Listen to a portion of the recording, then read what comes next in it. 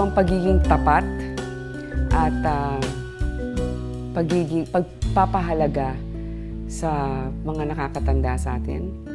Who is Grace Poe? Hindi ko naman sinasabing bulag kang sasang-ayon. Grace Poe is the former head of the Movie and Television Review and Classification Board. When I first sat in office, because the president had austerity measures for government, our budget was cut from 70 million to 42 million. And then our target income was increased to 70 million. But you know what we did?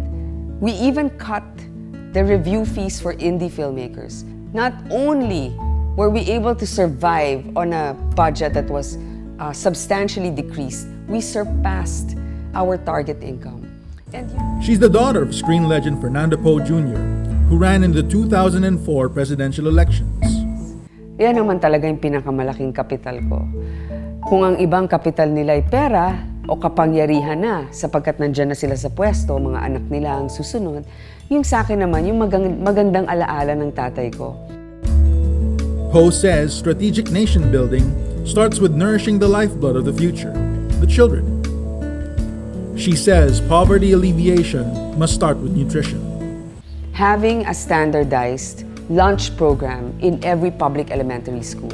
It sounds so grand and it sounds so expensive and unattainable.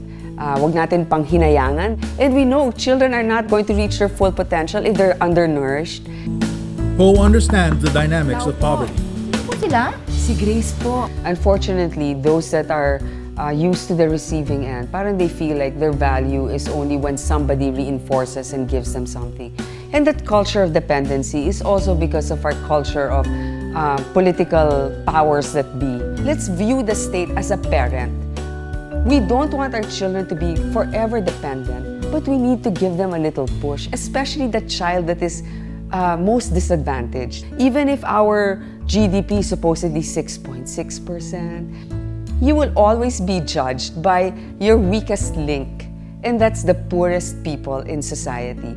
They're the ones that are closest to me because they were the ones that never judged my dad. They were the ones that unconditionally watched his movies. I would like to help them, but not to make them more dependent, but to give them a push to independence. So my programs are towards that.